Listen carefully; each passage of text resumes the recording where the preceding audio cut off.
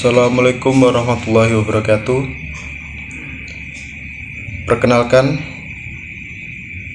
nama saya Ahmad Nahrawi dari Prodi Sistem Informasi B.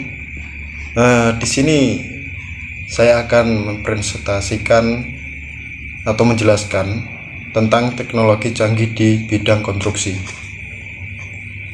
Pengertian teknologi konstruksi.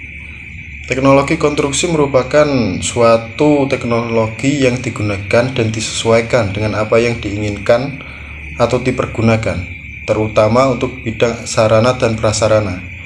Ini membentuk ilmu terapannya itu digabungkan dengan ilmu-ilmu untuk menyelesaikan masalah di kehidupan sehari-hari. Salah satu hasil teknologi konstruksi adalah rumah atau hunian. Lalu seiring perkembangan teknologi saat ini memunculkan gedung bertingkat, hotel, villa, dan gedung-gedung mewah lainnya yang saat ini bisa kita lihat. Untuk selanjutnya, fungsi teknologi konstruksi. Selain fungsinya sebagai menunjang sarana dan prasarana, teknologi konstruksi ini fungsinya untuk memberikan dukungan terhadap semua pekerjaan dan hasil lainnya yang berhubungan dengan kegiatan manusia. Penerapan teknologi ini diharapkan mampu memberikan kemudahan terhadap bentuk konstruksi seperti rel kereta api, jalan, atau jembatan. Suatu negara biasanya akan mendorong peningkatan memanfaatkan teknologi ini untuk bisa mencapai efisiensi yang tinggi dan kualitas produk yang lebih baik.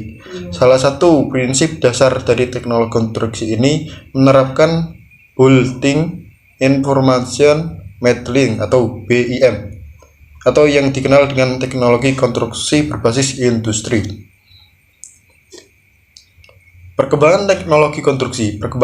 Perkembangan teknologi konstruksi terus mengalami kemajuan yang pesat. Hal ini ditandai dengan munculnya berbagai jenis material dan peralatan modern. Pada awalnya manusia hanya memanfaatkan apa yang tersedia di alam untuk dijadikan tempat tinggal, misalnya adalah menjadikan gua sebagai tempat tinggal. Di sini ada sedikit jenis-jenis teknologi konstruksi. Yang pertama, proyek konstruksi bangunan untuk pemukiman atau perumahan. Yang kedua, proyek konstruksi bangunan untuk gedung. Yang ketiga, proyek konstruksi terhadap teknik sipil.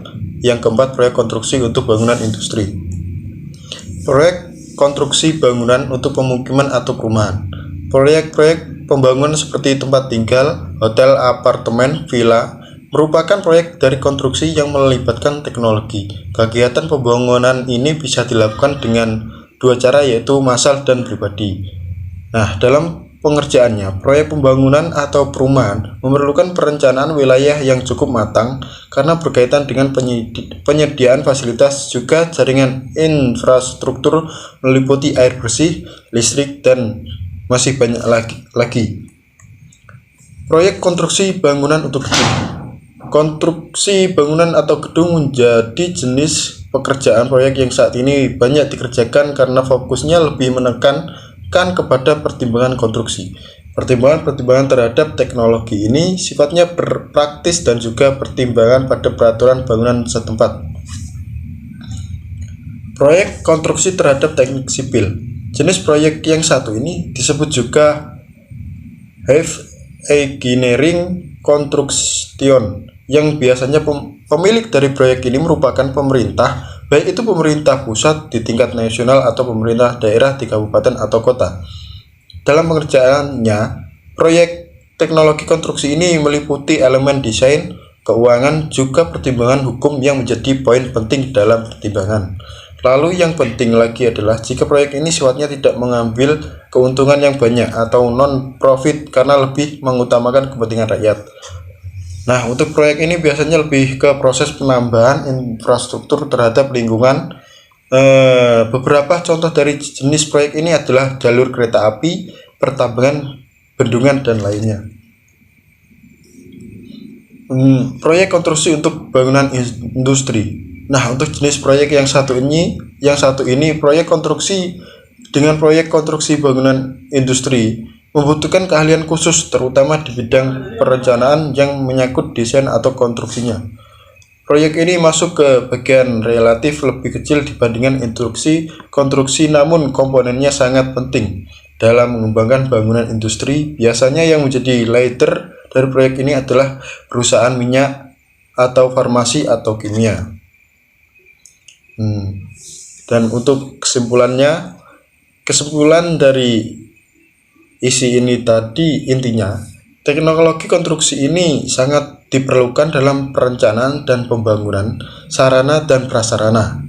Berdasarkan jenis-jenis proyek konstruksi, bisa kita lihat jika teknologi konstruksi ini memiliki bidang yang berbeda-beda, dibagi berdasarkan jenisnya, tentu saja untuk diperuntukkan sesuai dengan ilmu pengetahuan yang berkaitan dengan hal tersebut.